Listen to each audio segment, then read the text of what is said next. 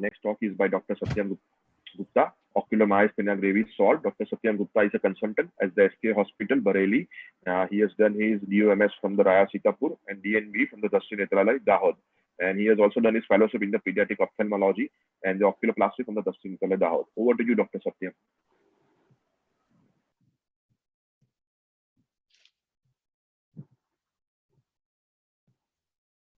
Is my screen visible? Yes. And if I'm audible? Yes, you're audible. Okay. So, good morning, everyone. At the very first, I'll want to thank AIS for giving me this virtual platform to share my experience regarding ocular myasthenia gravis. To the best of it, we have June as the Myasthenia Gravis Awareness Month, and so we have AIS in this month. Myasthenia is an autoimmune disorder characterized by weakness and fatigability of skeletal muscles. When symptoms are isolated to ocular muscles, it is referred to as ocular myasthenia. Coming straight to the diagnosis, ocular myasthenia is a clinical diagnosis.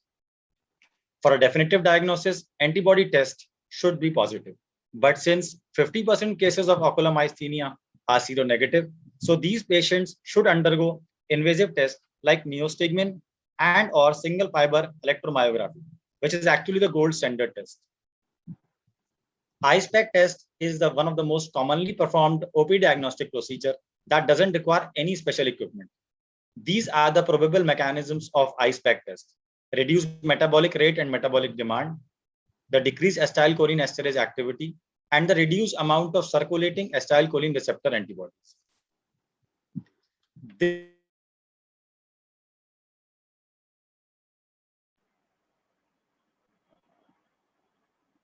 Not audible. The video is also not playing. I-SPEC is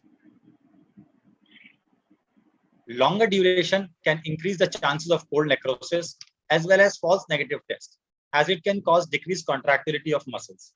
An improvement of greater than 2 mm is regarded as positive. 4 mm improvement is seen in this case. ICE test has a high negative predictive value of 94% and help us to rule out myasthenia-related ptosis.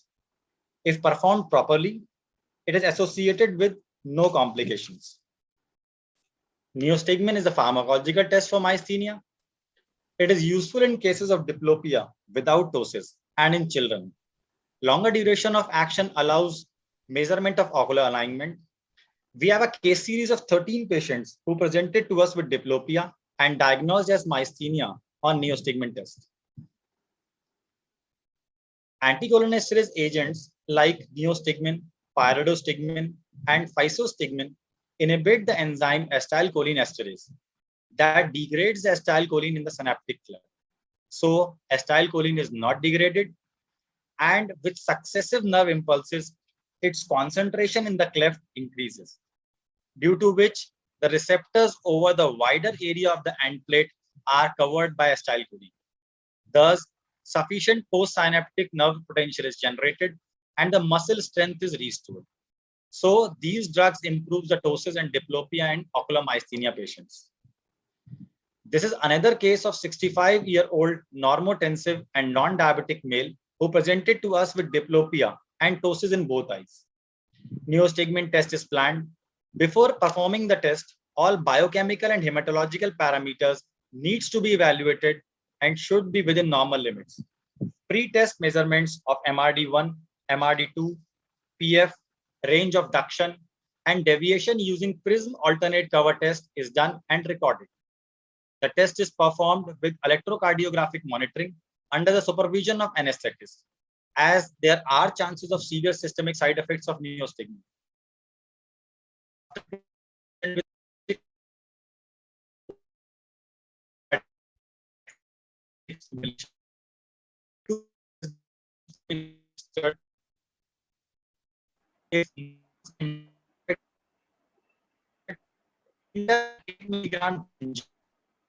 Your voice is breaking down. 5 minutes. Okay, the patient has no movement. Test that Dr. Satyam, we are unable to hear you. And the video is also paused.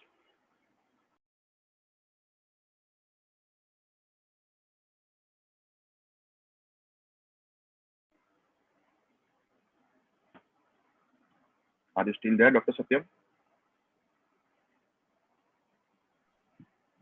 Dr. Mok, are you able to hear me right now? Yeah, now I can hear you. Can you just start when you were injecting the news? Okay, I think okay, you have okay. to start from that point because we could not Okay, hear okay, you or see okay. anything. Just give me a minute. Okay. Yeah.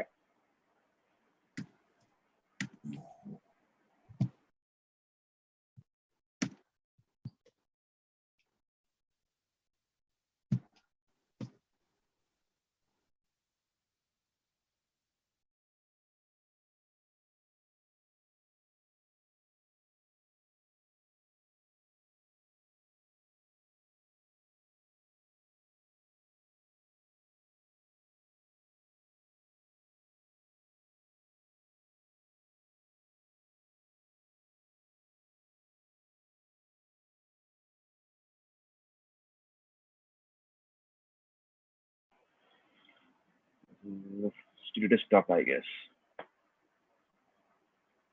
I think we can have the discussion, no problem, Dr. Satyam. I think it was a wonderful thing because the ocular myasthenia to diagnose is always a challenge. I would like to, hear the views from the panelist. Anyone?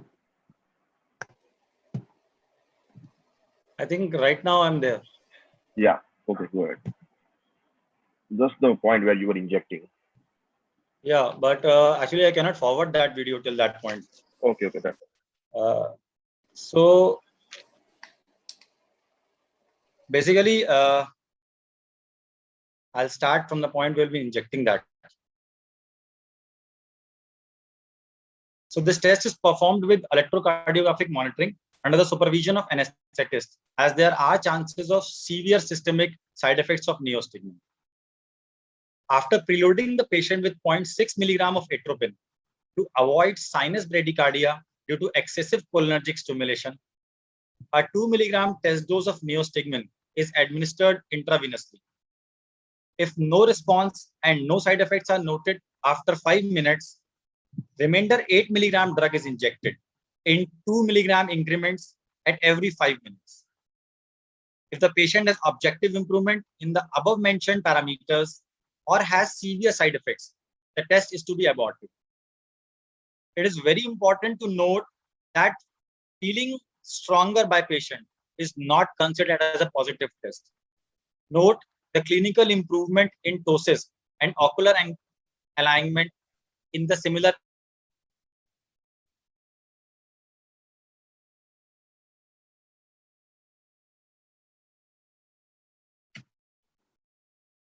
overdose of neostigmine can cause skeletal muscle paralysis due to persistent depolarization, resulting in cholinergic crisis, which is actually a life-threatening condition treated with atropine and supportive artificial respiration. Management can be done with acetylcholinesterase inhibitors like pyridostigmine, which is the drug of choice, neostigmine, immunosuppression with steroids, and immunomodulators like azathioprine, mycophenolate mofetil, cyclosporin, and tacrolimus. Plasmapheresis and intravenous immunoglobulin are given in cases of refractory disease, crisis, and when planning for surgery. Thymectomy has benefit in the active stage of the disease in generalized myasthenia, positive acetylcholine receptor antibodies. Thus, myasthenia is a clinical diagnosis. 50% cases of ocular myasthenia are seronegative. Single fiber EMG is though a gold standard test, but owing to its limited availability, ICE test and neostigmine test will serve the purpose in most of the cases. Thank you.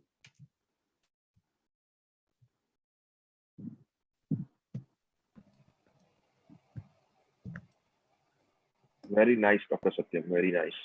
I think Dr. Romi, I would like to ask Dr. Romi to ask you a few questions regarding the same.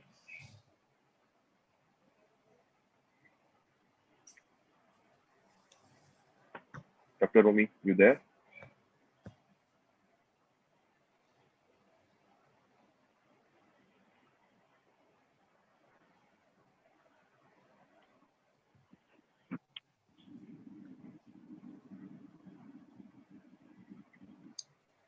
Or I think Dr. Rumi's mic is muted.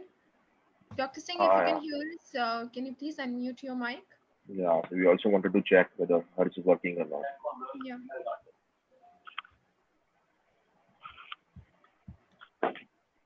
Yes, Dr. Romi. Hello. I Yes. want to ask Dr. Satyam that whether in any peripheral hospital we can go for eye test as a basic test, because there is no availability of EEG in these places and patient is not willing to travel to the far places. And even neostigmine test is a bit, it's a pharmacological test that is not always uh, uh, positive. So we can go for eye test as a basic test. Yeah.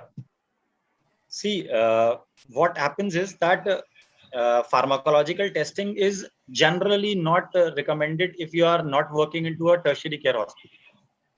Because what happens is that we need to have an anesthetic to get it done, because sometimes very serious side effects of sinus bradycardia happens to a patient. Regarding eyes test, what I prefer in my practice is that every patient, if you are suspecting myasthenia presenting to you with ptosis, should undergo eyes test. The problem happens with the patient who is not presenting with ptosis, the patient who has only diplopia. Because ice test has a peculiarity that if you keep the ice pack for more than 2 minutes, see between 2 to 4 minutes, a lot of literature says that placing the ice for 2 to 4 minutes will improve the ocular movements also.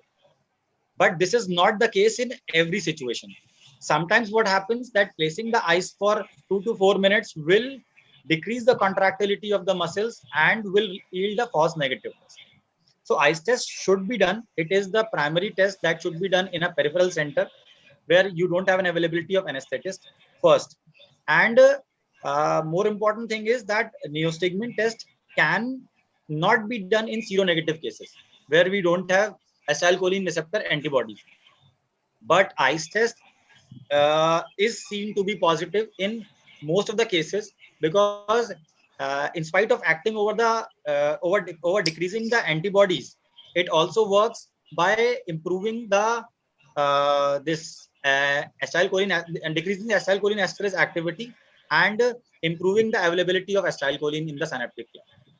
So I think you should go for eyes test. Dr. Alisha, you have anything to add?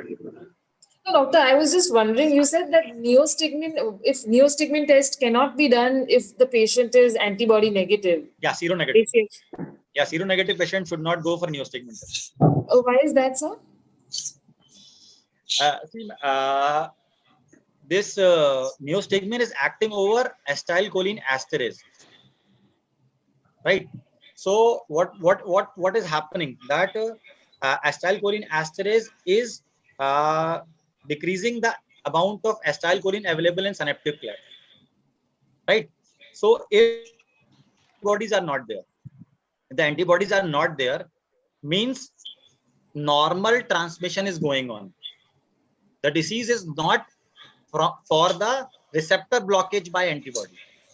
But you also said that only 50% are receptor positive. Yeah, only 50% of ocular myasthenic patients are seropositive. Right. But 90% of the patients with ocular myasthenia converts to general myasthenia over a period of 2 years. So what we advise a patient of myasthenia who is seronegative during the first visit, we advise him to get his or her antibody test every 6 to 12 months. Okay. Because most of the patient converts to seropositivity over this period of time. It would also matter that maybe the antibody amount of antibody is too little for us to catch in the blood. Yeah. And so that maybe is means for diagnosis, sometimes we might need the myasthenia even for a seronegative a minimum titer is required. Yeah, minimum titer is required to detect them. And right. and there is one more point regarding antibody test. is that generally we'll advise anti-acetylcholine receptor antibodies. But there are two more important antibodies. First is anti-MuSK antibody. MuSK antibody. That is positive in 8% of the patients of ocular myasthenia. And another antibody is low density lipoprotein receptor related protein 4. That is also positive in most of the cases of ocular myasthenia. So we should go for these all three antibodies. Thank you. Hello. Yeah, I have one question, Dr. Satyam. Yeah. Yeah. How do you prognosticate? Hello. How do you prognosticate the case, or which are the cases you need to start the systemic steroid, and how do you monitor? And some cases we are advising thymectomy. I Yes. think around moderate to severe case of the myasthenia. Yes. Or you do all cases as a thymectomy. No, Is sir. it like that? See, sir, thymectomy has a very clear-cut indication. Okay. First, you have to do thymectomy in patients who demonstrate a thymoma in Okay. CT thorax. First. Okay. Second, thymectomy should be done in the active stage of the disease. That is initial 5 to 7 years Okay. of the patients who are acetylcholine receptor antibody positive and presenting with generalized myasthenia. Patients with ocular myasthenia are not benefited by thymectomy because patients who are related to thymus and presenting with myasthenia are generally presenting with generalized weakness of the body. So patients with generalized myasthenia with antibody positivity, that too in the active stage of disease, initial 5 to 7 years, are benefited. 10% patients, the literature says 10% of the patients are the patients who are benefited out of thymectomy.